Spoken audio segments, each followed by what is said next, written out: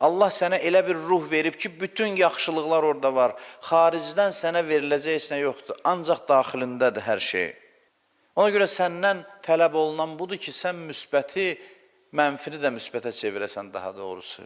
Məsələn, biz mənfi saydığımız xüsusiyyətlər var. Məsələn, rahat tələblik, rahatlıq istəyirik biz. Rahatlıq bizdə tənbəllik yaradır.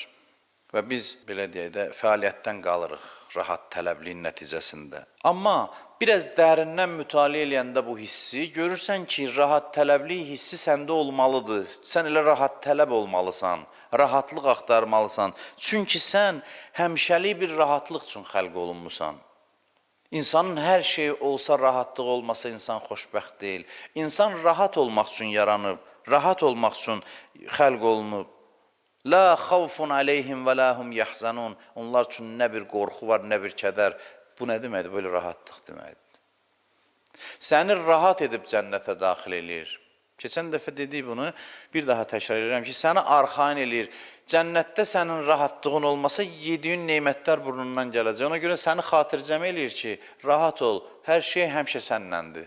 Bu bir kəlməni deməsəydi, sən rahat tələb varlıqsan axı, sən rahatlıq istəyirsən. Sənə deməsəydi ki, gördüyün hər şey sənnəndir. Dünyanın yoxu, bütün yaratdığı neymətləri ayağının altına töksə, sən narahatsan. Bəli, sən rahat tələb varlıqsan. Sən rahat tələbsən, rahat tələblik pis bir şey deyil. Rahat tələblik olmalıdır ki, rahatlığı üçün, çünki sən xəlq olunmusan, rahatlıq üçün yaranmısan. Sən ləzzət istəyirsən, ləzzət tələbsən, bu sənin haqqındır, ibtidai haqqındır. Sən ləzzət tələb olmalısan, çünki sən ləzzət üçün yaranmısan. Sadəcə bir dənə qeyd var yanında, onu o qeydi qeyd eləsək, nəfslə düzgün yol taparıq. Sən rahatlıq istəyirsən, ey nəfs, bəli, mən sənə müvafiq. İnsan kökdən nəfslə müxalif deyil. Kökdən müxalif deyil.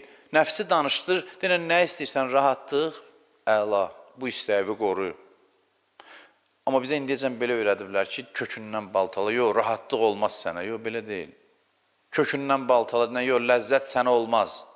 Belə deyil. Nəfsi danışdır və onu qane elə, deyən, düz eləyirsən, rahatlıq istəyirsən, yaxşı eləyirsən, ləzzət istəyirsən, yaxşı eləyirsən. Bir dənə yanında, bir dənə bir şey qeyd eləmək lazımdır ki, elə ki, həmişəlik olsun.